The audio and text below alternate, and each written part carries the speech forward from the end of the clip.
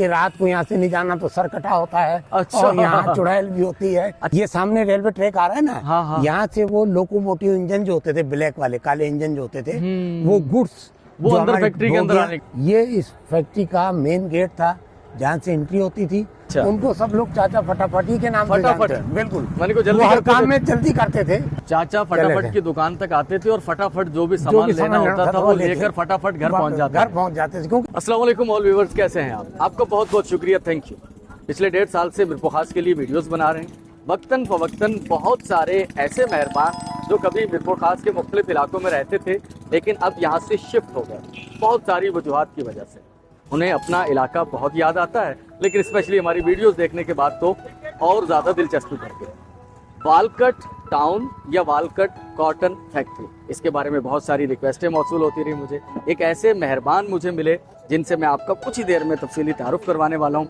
कुछ व्यूवर्स ऐसे थे जिन्होंने कहा कि हमारी ददयाल यहाँ रहती थी, खास तौर पर एक शिरीन साहिब या साहिबा कराची से। उन्होंने कहा कि मेरी ददयाल थी यहाँ पर और खैराती कुल्फी वाले बहुत फेमस थे, वो भी वालकट में कहीं रहते। मेरे साथ मौजूद हैं सर अब्दुल सलीम राजपूत साहब। सर कैसे मिजाज हैं, खैरियत से? बिल्कुल। आपका ताल्लुक कॉटन फैक्ट्री वालकट कहाँ, कब से? मैं बाई बर्थ वालकट फैक्ट्री में ही था। यहाँ हमारे दादा आए थे इंडिया से माइग्रेट होकर। 47 में 47 में 48 में जब दादा आए माइग्रेट करके, तो यहाँ उन्होंने इंडिया से आने के बाद फैक्ट्री में जॉब की। उनका नाम अब्दुल रहमान था, वो यहाँ फॉरमैन थे और एज ए फॉरमैन काम करे। फिर ताया मेरे आ गए अब्दुल वहीद साहब मरूम, वो आके भी यहाँ पे वर्कशॉप में मतलब जॉब उन्होंने की। और उनके साथ ही चचा होते थे मेरे अब्दुल गनी साहब, उन्होंने भी यहाँ की जॉब की। मेरी पैदाइश यहीं थी। मेरे वालिद, उनका नाम अब्दुल सईद साहब था और वो एज ए टीचर मिरपुर खास में मतलब जॉब किया करते थे। गवर्नमेंट हाई स्कूल में टीचर थे। तो मैं 1956 में यहाँ पैदा हुआ और मेरे तकरीबन जितना मतलब बचपन का लड़कपन का टाइम था वो यहाँ फैक्ट्री में गुजरा। और फैक्ट्री के शब रोज़ हमारे सामने होते थे। रात को यहाँ ऊँटों की टन टन आवाज़ें आया करती थी जब वो काटन के बोरे लेकर आया करते थे।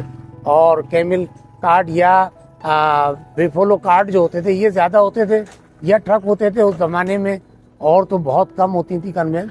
ज़्यादा ये ऊँटों पर ही और बैलों पर ही आया करते थी बोरे जो आया करते थे।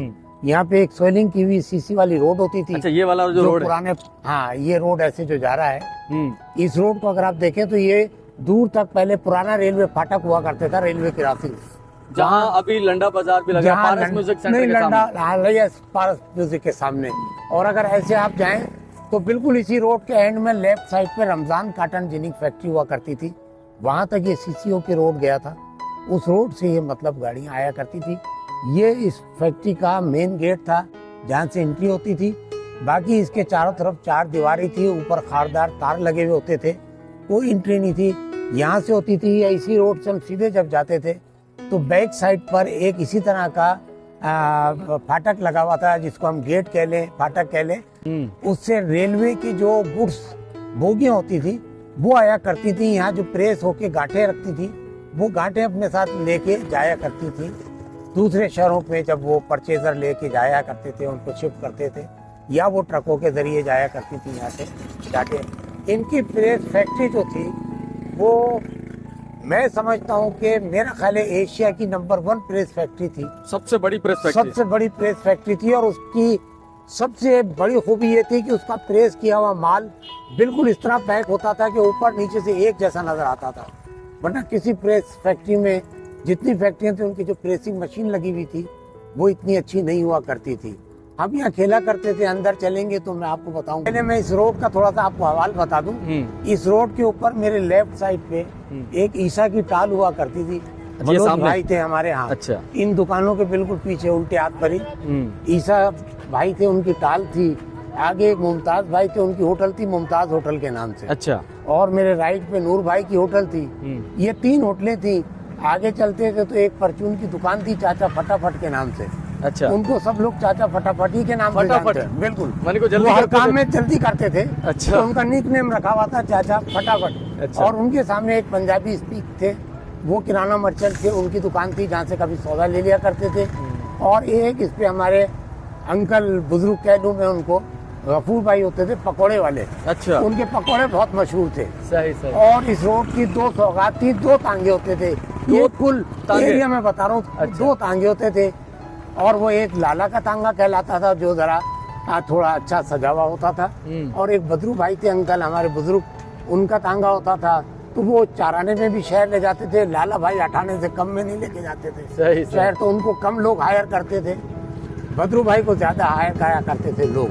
ये इस रोड की कुल मतलब कायनात थी। हम जब छोटे थे तो यहाँ से आगे पावर हाउस था जो जनरेट करता था, उस वक्त जनरेटर से बिजली जनरेट होती थी। लेकिन वालकट फैक्ट्री का अपना जो जनरेटर था वो इतना बड़ा था कि कहते थे आप चाहें तो हमसे पूरे मीरपुखास को जो है बिजली हम सप्लाई कर सकते हैं। उस वक्त ये पावर हाउस से बिजली आती थी। हम पावर हाउस तक रात में कभी नहीं जाते थे क्योंकि रोड अंधेरे में डूब जाती थी। सही। हम यहाँ से सिर्फ ये चाचा फटाफट की दुकान तक आते थे और जो भी सामान हमें लेना होता था लेके हम चाचा चले फटाफट थे। की दुकान तक आते थे और फटाफट जो भी जो सामान भी लेना सामान होता था वो लेकर फटाफट घर पहुंच जाते थे क्योंकि इस गेट से बाहर चौकीदार निकलने नहीं देते थे। थे। मगरिब के बाद चौकीदार नहीं निकलने देते थे। खास तौर पे दो चौकीदार बहुत सख्त थे यहाँ, चौकीदार शमशुद्दीन साहब और एक शाजी के नाम से मशहूर थे चौकीदार। वो बहुत मतलब सख्त हुआ करते थे। उनके वक्त में बच्चे इतनी आसानी से बाहर नहीं निकला करते थे रेजिडेंशियल एरिया से, जो कॉलोनी थी उससे बाहर नहीं निकल कर आया करते थे, छुप के निकलते थे ताकि वो देख न ले, वो बाहर नहीं निकलने देते थे गेट से। एंट्री इतनी आसान नहीं थी और ना निकलना आसान होता था उस वक्त। सही तो सही। ये मतलब कुछ चीजें थी। बाकी ये अंदर हवाले बहुत जो होती- आपकी याददाश्तों में Yes, yes, महफूज है। बिल्कुल बिल्कुल ठीक, ऐसे ठीक। ही ऐसे। तो ये जो मेन रोड है यहाँ से गुजरते हुए जी। आपको यादें तो आ रही होंगी बिल्कुल बचपन की। बिल्कुल, ये मेन रोड था। मैंने जैसे बताया कि दो पिलर लगे हुए थे, उन पिलर के साथ वो गेट लगा होता था। लेकिन हाल ही में कुछ टाइम पहले शायद वो पिलर तोड़ दिए गए, तो अब वो नजर नहीं आ रहे। तो ये कॉलोनी कब बनी? ये कॉलोनी मेरा ख्याल है 80s के बाद जो है, अच्छा। हाँ 80s के बाद जो है इस कॉलोनी का मतलब कॉलोनी अनाउंस हुई, क्योंकि 80s तक तो ये फैक्ट्री चल रही थी। तो डेवलपमेंट तो असल में खास नहीं हुई यहाँ पर। नहीं, डेवलपमेंट कोई बहुत अच्छी नहीं हुई। ये जहाँ इस वक्त हम आके खड़े हुए हैं, यहाँ मेरे राइट साइड पर ऐसी रोड से जैसी रोड अंदर जा रहा है, सही। क्लब हुआ करती थी जिसका मैंने पहले जिक्र किया है। अच्छा। उस क्लब के साथ ही अगर हम सामने का ये एरिया देखें तो यहाँ इनका ऑफिस एरिया था। जहाँ ये सामने वाला? जी, ये सामने खाली वाला एरिया जहाँ ये मतलब इनकी अकाउंट ब्रांच थी या जो भी मतलब ऑफिसर्स थे वो बैठा करते थे। सही सही। और खास तौर पे यहाँ हेड अकाउंटेंट साहब हुआ करते थे, अकाउंट ऑफिसर जिसको हम दूसरे लफ्जों में कह लें, गुलजार अहमद साहब। इस मरहूम वो इंतकाल कर गए। मेरे रिश्ते में हमारे दादा ने उनकी बहन को दादी को गुलजार साहब की वालदा को अपनी बहन बनाया था और उन्होंने वो रिश्ता इस तरह निभाया कि शायद इस वक्त सगे बहन भाई ना निभाते हों। तो इस पे सीधे हाथ भी ऑफिस इनका हुआ करता था। और आगे क्या था? इस ऑफिस से हम थोड़ा आगे चल के देखते हैं। जैसे मैंने अभी एक्सप्लेन किया आपको ऑफिस का, यहाँ जहाँ मैं खड़ा हूँ यहाँ मेरे सीधे हाथ पे ये रजिस्ट्रेशन कॉलोनी थी, इनकी रिहाइश गाहें थी यहाँ पे सीधे हाथ पे। और यहाँ एक गेट लगा हुआ होता था। अच्छा। उस गेट से बच्चे या कोई भी वैसे बाहर नहीं आ सकते थे क्योंकि चौकीदार उसको लुक आफ्टर करते थे और कॉलोनी में लोग उस गेट से ही अंदर जाया करते थे। यहाँ भी चौकीदार बाकायदा चेकिंग होती थी। और अंदर जो थी ये रिहाइश कॉलोनी थी, उसमें कॉलोनी इनकी 3 कैटेगरीज में थी जिनको मैं इस तरह से बयान करूं कि जो पहली रो थी क्वार्टर्स की, वो 2 कमरों पे 1 बाथरूम, 1 वॉशरूम और उसके साथ 1 किचन और दोनों कमरों के साथ आगे 1 बरामदा और उसके आगे 1 सहन होता था। ये कुल पहली रो जो होती थी। इसमें जो जितने भी सेकंड रो के अंदर इससे कुछ कम रेजिडेंशियल थी। इसी तरह से जो तीसरी रो थी उसमें ज़्यादातर जमादार या बैचलर्स मजदूर किस्म के जो लोग होते थे वो रहा करते थे। ये सामने जो आपको नज़र आ रहा होगा जगह, ये ऑफिस की जगह से ख़त्म होती थी और यहाँ उनकी रिहाइश का बनी हुई थी। जो हेड अकाउंटेंट होते थे गुलजार साहब जिसका मैंने जिक्र किया, पप्पा हमारे, उनकी मतलब रिहाइश गाह थी ऊपर। और उस रिहाइश गाह को हम जब क्रॉस करके जाते थे तो आगे ये काटन के बोरे वगैरह डंप कर दिया करते थे। जो काटन आया करती थी ज़मींदारों की वो डंप कर दिया करते थे। तो सलीम भाई, ये जो बाउंड्री वॉल करके कुछ मैदान सा अभी खाली इस वक्त मौजूद है, तो ये जब फैक्ट्री थी तब क्या था यहाँ? ये जब फैक्ट्री मौजूद थी तो रजिस्ट्रेशन एरिया जो मैंने आपको बताया है, इसके साथ ही एक दीवार ऐसे लग जाती थी और उस रजिस्ट्रेशन कॉलोनी की जो मकानात बने हुए थे उनकी रुकावट थी। आगे ये यहाँ से लेके और जो रेलवे ट्रैक चल रहा है, आपका रेलवे कॉलोनी चल रही है, वहाँ तक इनकी बाउंड्री थी वालकट फैक्ट्री की। अच्छा। और ये वहाँ यहाँ से लेके वहाँ तक इसमें जो काटन आया करती थी बोरों की शक्ल में, वो बोरे यहाँ पे डंप करते थे। अच्छा, ये मैदान होता ये था, मैदान था वो डंप करने के लिए। सही, ये यहाँ से लेके वहाँ तक बोरे इन पे डंप होते थे और हमें याद है कि हम घरों की छतों से उन बोरों पे कूद जाया करते थे। अरे वाह। और क्योंकि नरम होते थे वो, और चौकीदार बहुत ज्यादा इस मामले में मतलब अलर्ट रहते थे कि बच्चे कूदने ना पाए, कोई बच्चा दबा ना जाए, क्योंकि बोरा कम से कम 2.5 से 3 मन का हुआ करता था। सही। जिसको हमारे बलोच भाई जो है ज्यादातर यही वर्कर होते थे जो अपने कंधों पे उठा के शिफ्ट करते थे एक जगह से दूसरी जगह पर। अच्छा सलीम भाई, ये जैसे अब वालकट जो है हम उसे समझते हैं जहाँ पर अभी बलोच भाई रहते हैं। जी। तो ये सुना है कि अव्वलीन जो बलोच यहाँ पर आए ये इसी कॉटन फैक्ट्री के मुलाजिम थे। ये हमने अपनी बचपन में जो लेबर है उसमें एक मजदूर जितना भी तबका था सब बलोच हुआ करता था। सही। वो फिर ये फैक्ट्री खत्म होगी वो यहीं रह गए? वो नहीं, वो पहले भी थे और अब भी हैं, और जब से यही हैं ये बलोच जितने भी हैं ये सब फैक्ट्री के वक्त से हैं, ये वालकट फैक्ट्री के वक्त से। अच्छा, जहाँ हम खड़े हैं ग्राउंड नजर आ रहा है, यहाँ बड़ी अच्छी वॉलीबॉल हुआ करती थी। अच्छा। हाँ, बहुत अच्छी वॉलीबॉल हुआ करती थी शाम में, और उस वॉलीबॉल में खेलने के लिए मतलब बहुत सारे लोग आया करते थे। उनमें एक मुझे यहाँ के हमारे काउंसलर रहे हैं जलीस हाशमी साहब, उनके वालिद साहब भी मौलाना पान वाले कहलाते थे, वो भी आया करते थे वॉलीबॉल खेलने के लिए। और एक शकूर सुल्तान फॉरमैन साहब हुआ करते थे यहाँ पे, तो वो जब खेला करते थे तो उनका एक जुमला मुझे बहुत अच्छी तरह याद है कि वो हमेशा खेलते हुए कहा करते थे, सुकून से। अच्छा। और वॉलीबॉल उस वक्त के लिहाज से बहुत मतलब क्वालिटी की खेली जाती थी यहाँ। वालकट फैक्ट्री, ये वालकट ब्रदर्स जो थे ये अच्छा। बहुत बड़े मतलब इंडस्ट्रियल थे, बहुत बड़े। ये पूरी दुनिया में इनका मतलब वो था कारोबार। अच्छा। इनके शिप तक भी चला करते थे, ये बहुत कम लोग जानते तो ये गैर मुल्की थे? ये गैर मुल्की थे, यस बिल्कुल। अच्छा। ये गैर मुल्की थे। मैंने सुना यहूदी थे। हाँ, यस, मेरी भी नॉलेज के मुताबिक ये यहूदी थे। और उस वक्त जब मेरा बचपन था यहाँ, तो जो इसके मैनेजर हुआ करते थे वो अंग्रेज ही होते थे। उनमें सबसे पहला नाम विप साहब का आता था। जब विप साहब गए तो केलर साहब आ गए, और केलर साहब की मुझे एक बात अभी भी याद है कि वो वाइट नेकर हेड लगा के और वाइट शर्ट पहन के, यहाँ एक दरख्त होता था बरगद का। अच्छा। बहुत बड़ा दरख्त था, उस पर कौवे बहुत बैठा करते थे, तो वो गन लेके उन कौवों का शिकार किया करते थे। अच्छा। हाँ, और वो कौवा जब कोई मर के गिर जाता था तो फिर इतने कौवे जमा हो जाते थे, हम दूर से देखते रहते थे, क्योंकि उस वक्त हम अंदर नहीं जा सकते थे। यहाँ से एक रेलवे ट्रैक ऐसे आता था। अच्छा, ये जगह थी वो अंदाज़ा, ये मेरा अंदाजा है। तो वो रेलवे ट्रैक ऐसे आके ऐसे गुजरता था ना। सही। उसके बाद क्या होता था, उस रेलवे ट्रैक के बाद इनकी असल में जो फैक्ट्री एरिया था वो शुरू हो जाता था। थल्ले होते थे जिनको हम थल्ले कहते थे। सही। वो थल्ले पक्के बने हुए होते थे, और उन थल्लों के चारों तरफ 1-1 फीट की दीवार बनी हुई होती थी, जिनमें ये बोरों से काटन निकाल के फैला दिया करते थे, और उन काटन को लकड़ियों से ऐसे वो पिला करते थे या उसका कचरा निकाला करते थे। फिर ये काटन जाती थी जिनिंग में, वहाँ से जिनिंग होती थी, जिनिंग से आती थी प्रेस में, प्रेस होती थी, गांठें बनती थी और फिर बाहर रख दी जाती थी। सही। तो इस तरफ क्या था?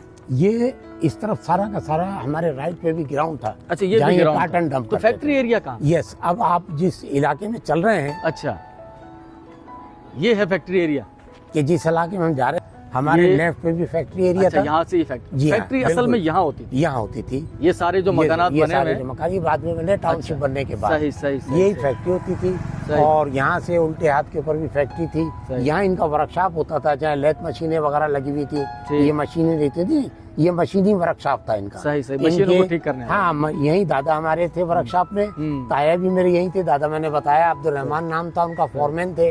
ताया मेरे अब्दुल वहीद साहब, वो भी फॉरमैन थे, और वालिद अब्दुल सईद नाम था, वो टीचर थे।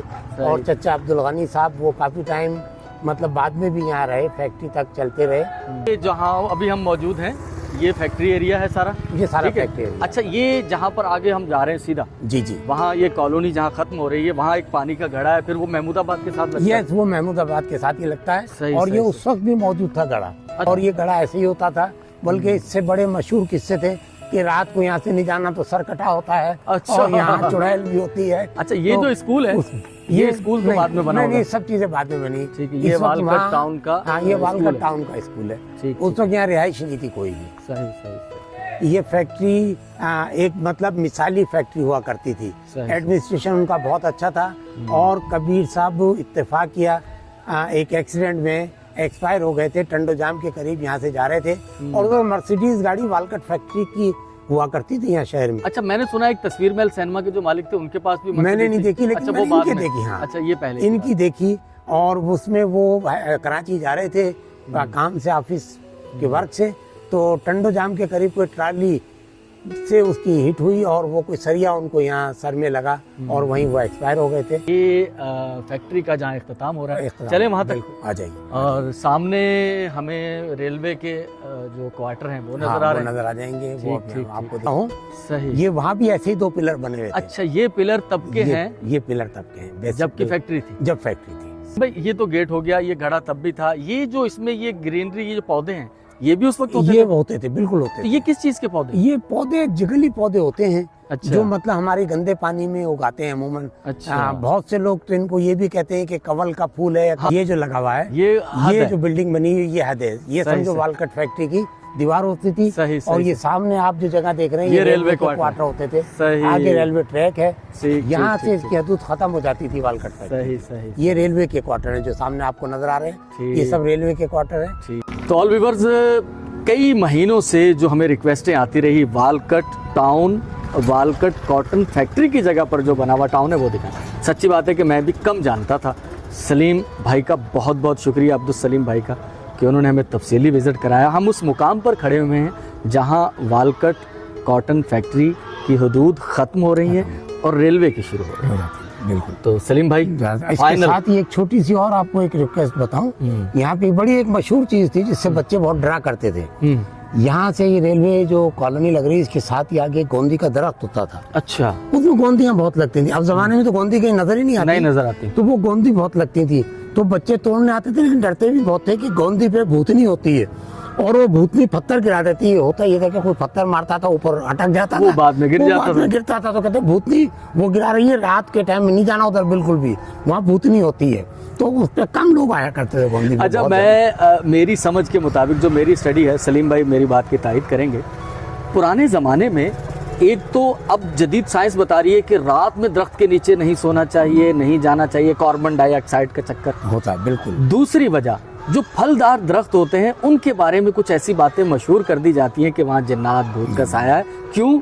कि बच्चे उन कच्चे फलों को ना तोड़ें, नुकसान ना करें, नुकसान ना करें। हाँ, इस वजह से ये दो चीज़ें, एक तो कार्बन डाइऑक्साइड की वजह से और दूसरा इस वजह से। बहरहाल सलीम भाई, बहुत शुक्रिया। बहुत शुक्रिया आपका मतलब साहब कि आपने मतलब मुझे इस काबिल समझा कि बुलाया। मुझे अच्छा लगा। हाँ, मुझे अच्छा, जितनी नहीं, मुफीद मालूमात आपने बिल्कुल, फराहम की मुझे और किसी जरिए से नहीं मिल सकती। जरूर इंशाल्लाह।